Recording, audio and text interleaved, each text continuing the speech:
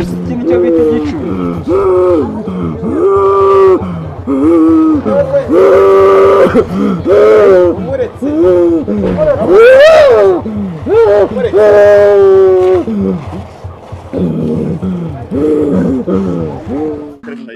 yanayikuyeho shaka guhemuka n'ibibi kabisa bose ihangane tugende mani Yajyanye amafaranga y'abandi. Yes mumeze neza reka nangire mbifuriza amahoro y'Imana nizere neza ko yaba mwebwe muri mu gihugu cy'u Rwanda cyangwa se abari ku mugabane wa Afrika ndetse n'Iburayi mwese tubahaye ikaze ni wa musore wanyu kaje vuba reka twongere tubahe rero ikaze nkuko mubizi tugenda tubagezaho amakuru agiye atandukanye twatimo turatembera mu mihanda ya Nyamirambo ariko tunaboneraho kugira inama abantu yaba waba ukorera umuntu cyangwa se ukora akazi ko mu rugo cyangwa se ukora akazi ko mu biro reka ngubwire ngo ujye wirinda guhemuka kubinyangamugayo nicyo kintu cya mbere twatimo turatembera rero umusore aza yirukanka aho twari tugeze araduhamagara atubwira yuko afite inkuru nshyashya. Iyo nkuru rero mwakwibaza ngo ni iyihe umwe mu basore bari mu myaka 28 mu myaka 30 hafi aho ngaho yakoraga i Kanombe akora akazi ko mu rugo. Uyu musore mu gukora akazi ko mu rugo nimba bitaragenze neza niba bataramuhembaga neza simbizi ariko turaza kuza kugerageza wenda nitubasha kuba twamuvugisha biri bukunde turaza kumenya amakuru. Uyu musore rero ngo aza kuza gutwara miliyoni 2 z'amafaranga y'u Rwanda niyo makuru twahawe. Uyu musore rero ngo amaze kuva muri urwo rugo ikintu cyaje gukurikiraho ni iki ngo baje kuza kugana zanzira za hafi z'abapfumu. Uri kumva ko uyu mubyeyi kwihangana bishobora kuba byaramunaniye aravuga ati amafaranga yanjye agomba kugaruka niko gukora kino kintu arangije ahita muteza icyo bita amahembe. Umusore rero ngo yaryamye kabisa ngo abaturage bahuruye natwe niyo makuru dufite uko icyo tubasaba ni kimwe na cameraman ndaza kuza kumusaba kudukurikira tukagendana ahasige tukajya kureba uko bimeze. Wa musore rero waduhaye amakuru nawe ndizera neza yuko turamusanga hano imbere. Cameraman tugendere tugereyo turebe ukuntu ibintu bimeze. So ubu ngubu rero nkuko mubibona turi hano za Nyamirambo hano umanuka gatoya ujya za Kimisagara Abegera n'amara gutuza. Begera rwose. Mureke.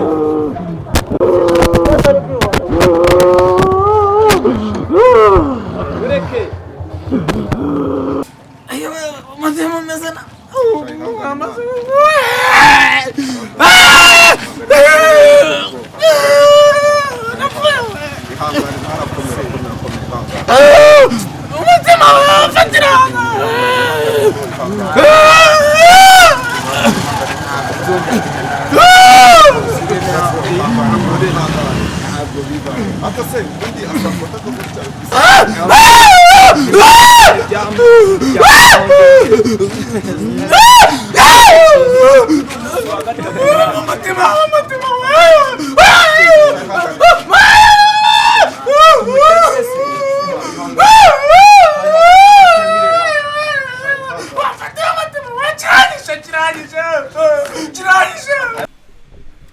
Banyarwandakazi nkuko mubibona tugeze imbere y'umurwayi muri kubibona ko tutabona uburyo tumuvugisha ameze nabi kandi murabizi neza yuko umuco nyarwanda gufasha nicyo kintu cya mbere.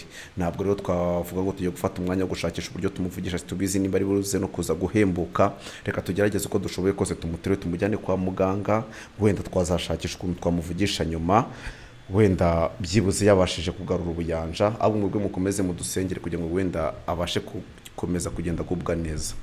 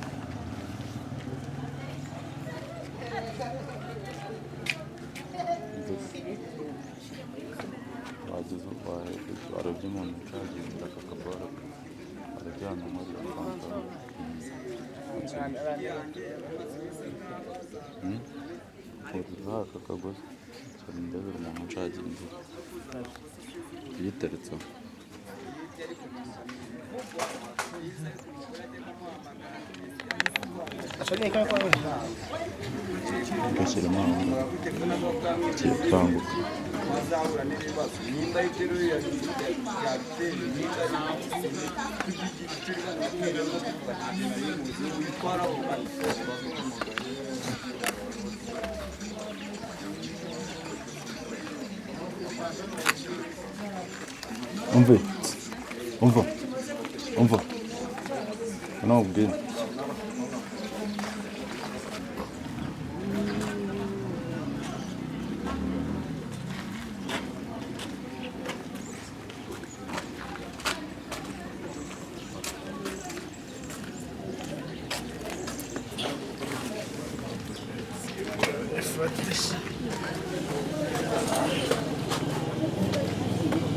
Ayo, masih memesan.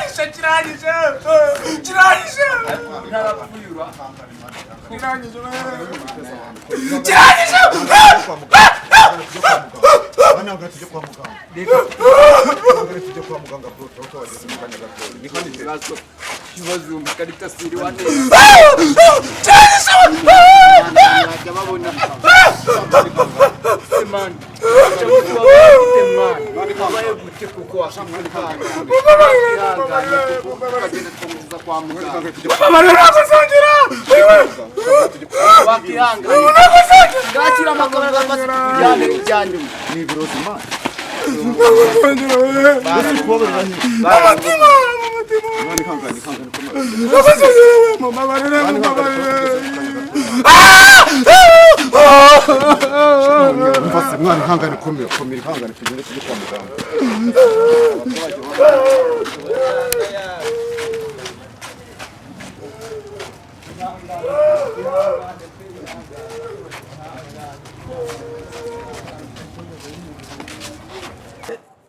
Ihangane ji ihangane kabisa ariko abantu nabagome kabisa ariko umwana guhemuka nicyo kibazo ki. Uyu muhungu rero sinzi byamuraruye ntabwo ngeso nari nzi mu none se hoya aho yagendeye yari yakitaribwa agiye ariko si ubwo koko ayo mafaranga miliyoni 2 reka tugende tumwicaze hano imbere tubashe kuba twanaganiraho nawe ndabona bisa nkaho yatangiye kugarura akabaraga tumenya amakuru bigaragara ko yajyanye kuko umubyeyi amuhamagara buri munsi. Reka tumwicaze ahanga ku kabaraza mwicaze hano hasi mwicaze hano hasi hoya mwicaze hasi ahangaye ashobora kugwa nta mbaraga afite mwicaze ahanga hasi wowe mana yanje man ihangane bro nkawe reka mwiyeganize nabonye ndu yari afite reka mwiyeganize ndabona ari danje wenda sinzi none se bimeze bite bro bimeze bite brother bimeze bite urabona ko nta kabaraga afite ntabwo aragarurira akabaraga uri kubona ko nta mbaraga afite kabisa cyane bro umeze neza se twebwe baduhamagaye batubwira ko wikubise hasi se bro n'ubwa mbere ubundi uyu muhungu n'ubwa mbere abo twaturi kumwe bambwiye ngo ni igicuri ariko ntabwo ari igicuri ntabwo bijya bimubaho ibyo bikireka nimba byanduye muri uyu munsi. Nanjye mageze abaturage barimo baravuga ngo jya ku ruhande ngo ni igicuri ngo hari uburyo ngo ashobora wenda guhumeka mu buryo bumwe cyangwa ubundi ukahita wandura nawe ariko se bisanzwe bimufata cyangwa se byaje gute? Ntabwo bimufata ahubwo uyu muhungu hari umubyeyi uhora umuhamagara. So nkuko waduhaye amakuru tubwira yuko hari umwe mu basore mubana mu nzu utubwira yuko mwari murimo muragenda arangije yikubita hasi uduhamagaye nk'abantu bari baje gutanga ubufasha cyane ko twahasanze n'abaturage benshi abamotari bahagaze abamama benshi ababyeyi bagiye batandukanye. So twebwe icyo turi kwibaza ni kimwe wenda waduhamagaye kugira ngo wenda tube twagufasha iki kubera ko uri kubona ko uyu muvandimwe nkuko twasanze arimo arigaragura hasi ihangane bro ihangane tuzi ko wenda turi buze kuza kumujyana kwa muganga ariko wenda mu gihe dutegereje wenda imodoka igiye kuza kumutwara turaza kuza kubasha kuba twaganira kugira ngo n'abantu badukurikiye baze kuza kumenya wenda amakuru uyu muhungu watubwiye ko ngo atari yajya muri ako kazi yari muzima pe hagendeye aho agendeye uyu ni umunsi wa gatatu avuye iyo ngiyo. Rero tuba mu gipangu kimwe, numva wenda nubwo gweto zitandukanye ariko ni igipangu kimwe. Noneho ni inshuti yanjye ni no kuva kera, kumva. Noneho uyu muhungu aho yakoraga umumabuja wiwe ahora amuhamagara atewe amafaranga wajyanye ntabwo azakugwa amahoro. aramuhamagara akamufata se, aramuhamagara wenda icyo watubwira ko yakoraga i Kanombe akora mu kazi ko mu rugo, ngo umunsi umwe kwa kundi wenda umuntu ashobora kuba atanyurwa n'umushahara wenda ahembwa aza kuza gutora miliyoni 2 zari ziri muri urwo rugo. Mu by'ukuri ngo nyuma yaho amaze kugera mu rugo, amaze kugaruka yatangiye kugenda ahura n'izo risike zigiye zitandukanye, ngo kumva arasakuje nijoro, kumva aratatse twebwe wenda nk'uko wagiye ubitubwira mu ncamake. Ariko ubu ngubu muri kano kanya ndi kwibaza se wa mugani nk'uko abaturage bagiye babivuga, wenda bavuga wenda n'igicuri koko wa mugani uramutse usanze ari igicuri, cyangwa se mwagerageje kumujyana kwa muganga ngo mumenye amakuru uko bimeze, bababwire wenda uburwayi wenda ashobora kubabana nabwo, kubera ko niba umuntu ashobora kwikubita hasi nk'uko n'abaturage wenda babashe kuba bagenda babitubwira nubwo tutigeze tubifata. Ariko se uyu munsi wa none uyu musore we akubwira ko icyo kibazo ari iki? Uyu musore ntabwo ari igicuri arwaye, ahubwo nibyo bamuteje bamuroze. Kuko uwo mubyeyi aramubwira ati amafaranga yanjye wajyanye miliyoni 2 ntabwo azakugwa amahoro. Ati kandi wamuhaye iminsi umunsi wari uwa gatatu, uyu munsi wari uwa gatatu. Urumva njyewe nari muzi kuva kera, mvuze ko ari umuntu muzima, kumva. Rero aho yagiriye mu ako kazi akajya kurya kataribwa biri kumugaruka, dore yaguye hariya mbona natitiye, mbona agize gute arasakuza, abaturage ati bwimwegera. Uwo mama se bajya babasha kuvugana byibuze? Uwo mama yamuhamagaye, ajya amuhamagara ati ntabwo yemera kungarura amafaranga. Uyu nguyu yakigira ndigabo, ubwo nahageraga arimo arigaragura hasi, numvaga avuga ngo mama Zayina niba ari mama Zayina. Ni mama Zayina, yego ni mama Zayina. Aho mama Zayina niho wakoraga bro, kuko numvaga agenda mu magambo avuga ngo mama Zayina. Ariko uyu munsi wa none ndizera neza yuko naganiye n'umwe mu bakecuru cyangwa se umwe mu bantu bakuru, ambwira yuko ari amahembe, ambwira yuko nta gicuri gifata umuntu kuriya, ngo kuko umuhungu yabanje kwicara hasi, yabanze kwicara hasi ngo nibwo yatangiye kwigaragura, kandi igicuri kuko tuzi igicuri kita kigukubita hasi direct cyane. Uwo mubyeyi niko yakubwiye nibyo, yabanje aricara, aravuga aragonga, aricara ubona acitse intege, arangije arigaragura hasi, umwuka urahera. None abandi barambwira ngo muvu ruhande ngo ni igicuri, ngo ashobora ngo gusura ngo kikagufata ngo ibiki n'ibiki. Abandi ndavuga ati uyu muhungu muzi kuva kera nta gicuri arwaye. Nabonye abaturage benshi bari bagiye ku ruhande banze kumwegera, bavuga ati reka uyu muntu arwaye igicuri, wa mugana ashobora kutwanduza. Ariko nanone reka tugaruke inyuma gatoya, icyo nshobora kwibaza wenda nk'uko n'undi muntu wese yakibaza, uyu mumama, uyu musore bahavuye, uyu ni umunsi wa gatatu, yamuhamagaye ryari amuhaye amafaranga ashobora kugukoraho? Urumva avuye iyo yabaga hashizwe iminsi 3. Ku munsi wa mbere yaje aramuhamagaye ati ibintu wakoze ntabwo bizakugwa amahoro. Ati nimba uri intwari cyangwa se twarabanye mu byiza n'ibibi, uzi kuntu aho nagukuye, uzi kuntu wari umeze, subiza amafaranga yanjye. Uyu nguyu yigira ndigabo, nge numvaga telefone amuhamagara, urumva, kuko hari n'igihe yajyaga aza agakwamira mu kavumo kanjye. Ku munsi wa kabiri nabwo noneho uyu nguyu bigaragara ko amafaranga yayabonye, kuko n'ubukumi bwasimburanaga muri gote yiwe, ubuza buri munsi, umukobwa buza agura amashampanye, ubona kandi yagarutse ubona afite amafaranga. Urabona uyu si wo kugura champagne, kumva yaziguraga abakobwa bahirirwaga, ukumva. Umugore akongera akamuhamagara, byibuze se muri ayo mafaranga yarayasigaranye? Amafaranga simbizi niba cyakunda, niba nawe uri umuntu mubana, nawe ushobora kuba ufite amakuru ye, uvuga ati byibuze hari amafaranga ashobora kuba asigaranye, bitewe nuko niba yarabonye izo miliyoni 3 akahita aza akagaruka mu rugo, nawe kandi agasanga uhari, byange bikunde niba warabonaga izo muvoma z'abakobwa ngahagiye kunywa iryo cupa. Ariko ndizera neza ko mu minsi 3 ntabwo ayo mafaranga ashobora kuba ashize. Ashobora kuba wenda afite andi, tukamugira inama, wenda niba n'uwo mama gihari tugashakisha amakuru ye, tukamuga ati wenda hasigaye amafaranga ya naya ngaye. Nkurikije ubuzima bamo, aho amaze gukekegwa ayo mafaranga n'abantu baza, nimba asiganye menshi, n'ibihumbi 500. So turaza kuza kugerageza tuvugisha mama witwa mama Zaina, niba mama Zaina wenda sinzi nambaye byange bikunda arayifite kuko niba yanamuhamagaraga sinzi niba ari bubashe no kudufata, ariko ndizera neza yuko umuntu wafashe umwanzuro wo kujya mu bapfumu akavuga ati njya kujya ngo mebe miliyoni zanjye, ndemera rwose uyu muntu muteze ibintu mutereze ibintu, kubera ko byange bikunda uri kumva ko no kuri uwo mupfumu yashoye andi mafaranga. Sinzi rero wenda ntabwo turi buze kuza kwifashisha wenda inzira z'ubuyobozi cyangwa se ngo tujye kujya kwa muganga, ahubwo turaza kuza kugerageza kuvugisha mama niba ari bufate telefone simbizi, ariko nanone turaza kuza kuboneraho kugira inama abantu kurya akagabuye amafaranga wenda wakoreye niba ari makeya ukanyurwa nayo ukirinda guhemuka, kubera ko ndizera neza yuko ntabwo nanone iyo ugiye kwiha amafaranga y'undi muntu hari igihe bigenda nabi cyangwa se ugasanga akoresheje izindi nzira. Niyo mpamvu rero turaza kuza kuboneraho, kubera ko uri kubona umusore mu myaka 28 30 hafi aho ngo n'umusore ukiri mutoya. Uyu ni mukuru rwose 28 ntago wibeshye. None uyu munsi wa none akaba arimo ararwana n'amahembe, kubera ko niba yikubise hasi kano kanya ndizera neza yuko na mukanya bashobora kumuterereza ibindi, ahubwo turaza kuza kugerageza wenda ndaza kuza gusaba umwe mu buriya uduhamagaye twari turimo turajya hano ruguru tujye kureba umupira, ariko turavuga dutereka tuze dutabarire hafi. Munyamakuru ubaye imfura wahamagara mama Zaina ukanamwibwira, niba dutize kuri telefone y'uyu musore turemo iyo nimero yitwa mama Zaina. So reka rero ngerageze mpamagara uyu mama witwa mama Zaina, mama Karimu Anje, reka mbyandike mama Zaina.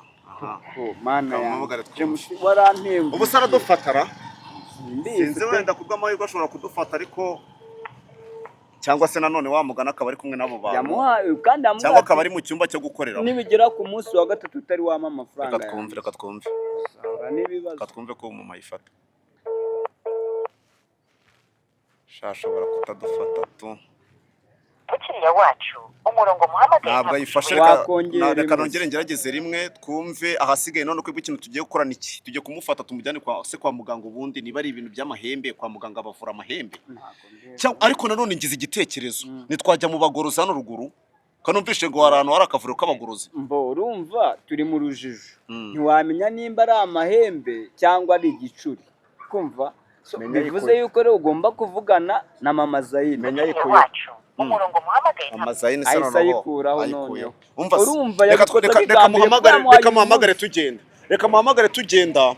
Ariko se nanone ikintu ndi kwibaza, tumujyane hano ku rusengero, tumujyane kwa muganga, tumujyane, ariko ndizera neza ko hano ruguru hari urusengero, hari ahantu heshi ku buryo byibuza iciyemo. Imana adufashe kuko akayifata, harya tujye kumanikira hariya tukamubwira ko tujye kumanikira hariya. Ntabwo arimo arayifata none reka tumanuke ho gatoya hano, umwana amufata umukomeza ntabwo agafite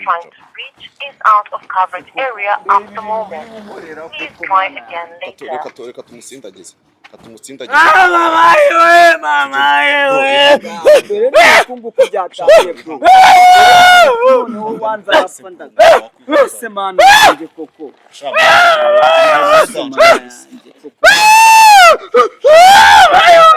kanje kuruhande mamagara urumere biteye ubwoba n'ukuri kw'Imana, n'abantu bahemuka babonereho rwose inama na ashano noneho Mana yisinisha. Umva se bro, umva se mwana shatsindagira nindirirwa kujya koko ihangane mwana hago umva ni mumusore yabaye uyu muntu uko ugeze hanga akazi ko mu rugo barangije ngo bamuteza amahembe ngo kubera miliyoni 2 yari yatwaye. Umva se mwana ni mumuterure mwana mugeze ni mumuterure tumujyane kwa muganga. Uyu mama naza kuza gufata telefone sinzi kare munayifata yanayikuyeho shago hemuka nibi kabisa. Umva se ihangane tugende mwana yajyanye amafaranga abandi none so nk'abantu badukurikira nk'uko mubona nuko nguko niyo mpamvu n'abantu badukurikirana nabagira inama yo kwirinda guhemuka kabisa. Mwana ko tujye kwa muganga. Uyu mama twagerageje kumuhamagara telefone ntabwo arimo arayifata. Mu by'ukuri rero ubona ko n'abaturage muri iyi mihanda buri wese arimo arigendera inzira, arimo aracuka. So ubu ngubu rero turagenda tuzamuka twerekera kwa muganga, niba turi kwerekera ku rusengero simbizi, ariko ndizera neza yuko nta bitaro bivura ibintu by'amahembe cyangwa se ibintu by'amarozi, ahubwo tugomba kwerekera kwa muganga tukareba uko bimeze, niba ari ukumusengera, niba ari iki sinzi, ese aya mafaranga wenda 500 asigaranye niba wenda uwo mama yabyemera, andi wenda uyu musore se ubundi uyu musore afite famiye ifite ibiyongiyo za rutsi umva shamba va bro tsinda jya tugenda